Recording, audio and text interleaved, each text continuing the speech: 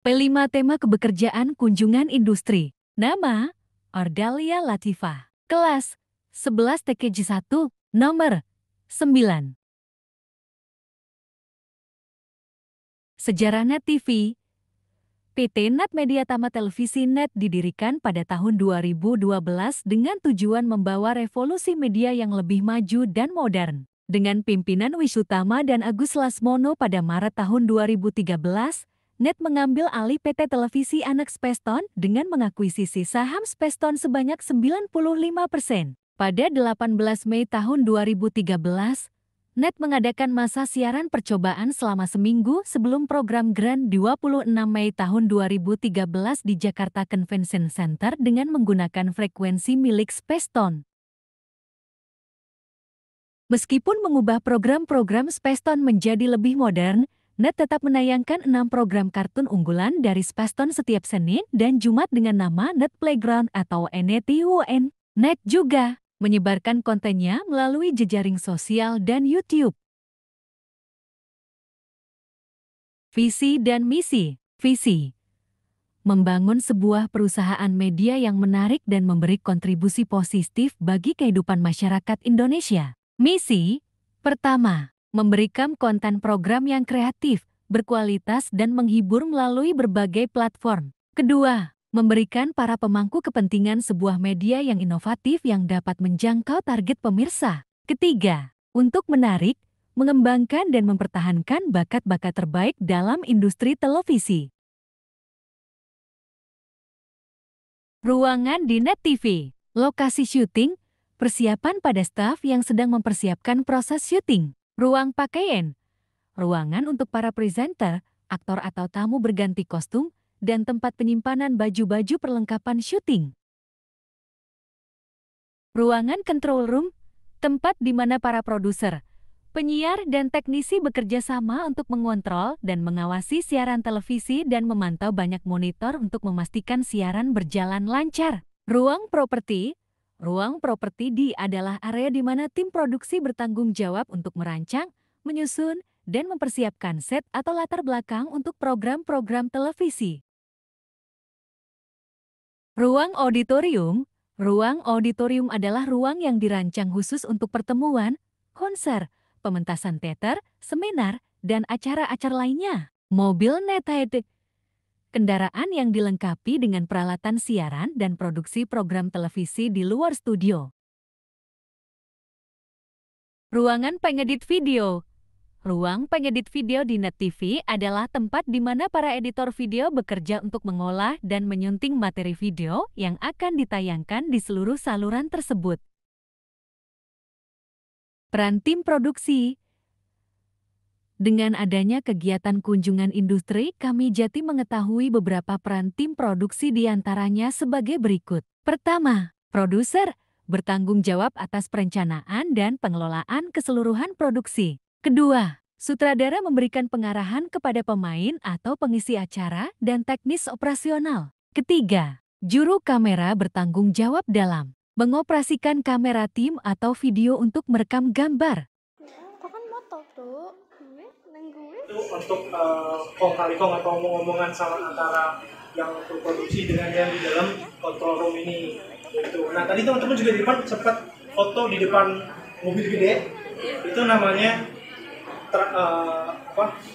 jadi ada Obi van, terus ada truk juga. Jadi kalau yang di depan itu namanya truk dan isinya kurang lebih sama isinya kayak gini control room.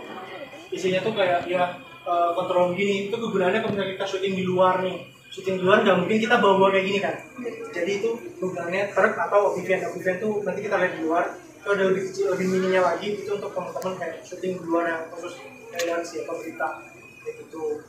Tapi kalau misalkan teman-teman ada pertanyaan nih, gimana nih mas kalau misalkan dalam satu hari ada dua tapping program berbeda. Jadi kan kontrolnya cuma satu, otomatis kita butuh kontrol satu lagi. Nah itu kita pakai yang truk tadi itu. Jadi itu bukan untuk sesuai kayak syuting luar aja, tapi misalkan dalam satu hari ada dua program setting yang berbeda, nggak mungkin kita cuma pakai control room satu aja. Pasti kita pakai dua control room, biar nggak tabrakan. Kayak gitu. Ada yang tanyain ya sebelum kita lanjut buat? Ya? Di teman-teman sempat dengar, aku kan bilang truk tuh, truk atau outside broadcast itu jadi ini dalamnya tuh kurang lebih sama kayak Kotorum tadi itu, cuman dia lebih ringkes, lebih kecil gitu loh. Jadi kayak kalau tadi dalam tuh banyak banget divisinya kan, mungkin yang dalam ini divisinya cuma yang program dan yang sepenuhnya aja, jadi nggak semua ini kayak gitu. Dan dalam tuh lebih agak sedikit lagi karena banyak barang-barang untuk syuting kan, jadi untuk waktu programnya kita sedang berlanjut kayak gitu. Kita boleh langsung dulu sih. Ada lebih suara. Ini ada keperluan buat kayak bisa. Emang nggak ada yang nanya nih kayak Kak, program 86 sama Jatan Ras tuh yang di mana? Nah, ada yang tahu nggak? Jadi itu kurang lebih kayak kita tuh bekerja sama kepolisian Indonesia. Itu nanti ada lagi namanya divisinya akuisisi. Jadi kita tuh bekerja sama mereka, kita beli produk mereka, kita kita siarkan dengan TV. Jadi memang mereka syutingnya di luar jalanan. Beda lagi sama Jatan Ras kurang lebih sama kayak 86. Tapi itu untuk opening programnya itu ada syuting di The East lantai 28. Itu kalau teman-teman lihat mungkin di sini dari tadi kita ngeliatnya cuman studionya isinya untuk acara-acara kayak talk show doang, acara entertainment lah kayak gitu. Jadi kita juga ada berita itu ada di The East. Itu kantor kita di lantai 28, itu ada berita Farkas ini, sama juga ada untuk syutingnya Prokop. Kalau teman-teman lihat Prokop yang bisa Indra Jegel sama satu lagi Surya Sapa itu di lantai 28. Tuh, itu bedanya. Jadi emang yang Prokop itu kan nggak kayak di televisi, kayaknya cuma di itu sama aplikasi Netflix. Udah pada download Netflix belum? Kalau misalkan teman-teman nggak ada waktu untuk nonton live televisi, bisa nih nonton langsung dari aplikasi Netflix, dan itu gratis ya. Itu kayak kalau teman-teman mau lihat acara kita yang udah lama nggak tayang TV, itu juga ada di aplikasi Netflix.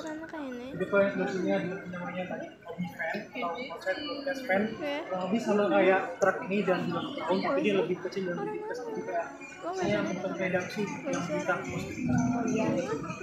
lebih kecil kan Tonight Show ya. Nah biasanya itu per bulannya ada lagi nama program kita Tonight Festival. Itu terbuka untuk umum, mau berapapun yang nonton silakan. Kayak di sini itu kayak di depan tuh ada panggung tuh. Nah itu tempatnya Vincent Desta Boyen sama Teh Hesti untuk buka acaranya di situ. Dan biasanya tuh penonton dari luar tuh ya mau ini nih, mau nemuin area bawah, mau nemuin area atas. Kayak gitu biasanya itu kayak untuk penontonnya ada yang dari luar, ada yang ex-intern, ada juga karyawan, ada juga mungkin teman-teman dari kampus-kampus atau juga SMK kayak gini. Kalau sebelumnya itu ada juga dari SMK Salatiga kalau nggak salah, itu sekitar 600 orang yang datang. Tuh. Tapi yang nonton Tonight Show yang di studio cuma sekitar 60 orang. Nah sisanya mereka datangnya malam untuk nonton Tonight Fest. Jadi Tonight Fest itu kurang lebih sama aja kayak Tonight Show sih, tapi lebih ke konser. Gitu. Kalau sebelumnya itu kita ada di tamu yang kemarin itu namanya Rizky Febian sama Biaser, tapi kalau bulan ini belum tahu dan dengar katanya kita bakal ada lagi di besok. Jadi, mungkin ya untuk bidang tamunya sih kurang lebih sama ya 2 lagi, karena kurang 3 sih bidang tamunya dan itu emang kalau Tonight Fest bidang tamunya mereka diundang itu penyanyi semua, karena kan emang ini kan kita ambil temanya itu untuk ya konser-konser kan untuk kita teman-teman. Jadi emang Tonight Fest itu diadakannya kadang sebulan sekali atau mungkin 2 bulan sekali kayak gitu, karena itu nggak apa ya, nggak organisasi. Jadi kayak kalau misalkan ada silakan yang masuk yang nggak mau, kita buat yang namanya Tonight Festival. Di situ itu nanti ada makanan gratis, ada minum gratis, jadi teman-teman datang ke sini buka pengen itu emang terbuka untuk umum kayak gitu. Kita langsung buka kayak dan di sebelah kiri ini namanya ada wardrobe. Ada yang tahu wardrobe? Enggak. Baju. Jadi kayak wardrobe untuk makeup itu semuanya best. Kalau ada mungkin kalau dari artis yang datang itu kan mereka udah pakai baju sendiri. Jadi kalau misalkan pas kalau ada yang nggak bagus yang beda. Walaupun memang ada yang syuting di luar atau syuting yang benar-benar kita butuh prepare kostumnya yang benar-benar prepare itu yang kita nyiapin dari sini, yang punya itu di sini ya omongan-omongan sama yang jadi senjata kita. Jadi kalau misalkan tadi lihat si Teh Hesti sama Boyan tadi sempat ganti baju kan? Iya. Nah iya itu mereka mungkin ngobrolnya tuh di sini. Mereka dari sini terus nanti tempat yang dalam tadi ada lounge itu mereka ganti di situ atau di situ tempatnya mereka istirahat di situ kayak gitu. Jadi mah kalau untuk busana dan lain-lain mereka orang masuknya di sini. Wajib bol, emang kayak gini. Emang biasanya itu kan kemarin ada casting cari bakat kan. Dan itu penontonnya itu ada dari keluarganya, ada juga dari BOD, ada juga dari teman-teman FC, dan juga ada penonton beneran. Penonton beneran tuh mereka masuknya dari sini. Kalau yang dari depan itu mereka orang-orang yang benar kayak penonton dari keluarga, BOD, atau juga ada yang dari sini, jadi mereka dari depan. Kalau penonton beneran biasanya mereka masuknya dari sini. Itu. Nah sebelah kiri ini ada yang di atas itu ada properti, jadi ada tangga. Itu tempat set properti atau teman-teman properti. Tadi kan waktu teman-teman nonton itu. Nah sebelah kiri ini ada yang di atas itu ada properti, jadi ada tangga. Itu tempat set properti atau teman-teman properti. Tadi kan waktu teman-teman nonton show film itu yang terakhir itu ada kipas-kipas dan lain. Ya itu yang periset atau risetnya itu program properti. Jadi mereka itu butuhnya apa, ya udah mereka ngambil atau buatnya di sini. Dan juga kalau misalkan kita butuh keperluan syuting nih ya di luar dan lain-lain, kita ya ngomongnya satu juga ada juga di bawahnya ini yang fitur kesana dua itu namanya logistik. Jadi kalau logistik kalau bisa kita ada syuting di luar atau mungkin juga selesai syuting kan otomatis kamera nggak mungkin ditinggalin di dalam video, itu masukinnya ke dalam. Kalau kita syutingnya di luar kayak butuh kamera, lighting, terus butuh audio, kita ngambil di sini masih ini ke logistik. Terus biasanya tuh masih kalau kita bakal pakai barang itu untuk berapa lama gitu. Jadi emang sistemnya kita kan juga tanggung jawab kan ya, jadi kayak pinjem balikin itu sih kurang lebih. Nah ya kayak purpose kayak gitu. Jadi memang logistik tuh keperluan kita syuting sih. Mungkin buat kita ya ada ruangnya ini, ruang kamera. Kita di lounge ya. Memang ruangnya eksklusif untuk film sama desainnya. Teman-teman itu sih di atas itu juga ada pensil untuk teman-teman produktif ketika istirahat lah. Tapi kayak gitu. Ada yang bertanya nggak sebelum kita balik lagi ke depan untuk jam pulang aja sih jam untuk jam, karena ini kan televisi ya, televisi itu jarang banget yang kita tuh syutingnya pagi. Rata-rata tuh aku sendiri berangkatnya jam 11 siang, pulangnya jam 6 malam. Tapi dulu tuh aku sebelum di divisi PR atau public relation, aku sebagai editor dan juga grafis itu berangkat jam 11, kadang pulang jam 9 malam. Dan juga aku pernah tergantung sih, jadi kalau misalkan dari kantor mereka butuhnya apa-apa gitu, misalnya aku pernah berangkat jam 4 pagi, pulang jam 4 pagi juga seharian. Nggak tidur, tapi ya gimana untuk kerja kan. Kalau sudah profesional itu secara umumnya emang kita berangkat jam pagi, terus pulang itu paling kenceng jam 2 sore sampai jam 8 itu bisa kantor nggak sepi. Dan untuk studionya itu biasanya itu kan ada 2 syuting, satu atau 2 syuting gitu. Memang biasanya mereka tuh sampai syuting paling lama jam 9 malam. Setelah jam 9 malam udah nggak ada orang. Juga memang di sini kan masih di doang untuk keperluan yang lain kan. Kantornya itu memang ada tempat lain, di Bugis, di lantai 27, 28, 29.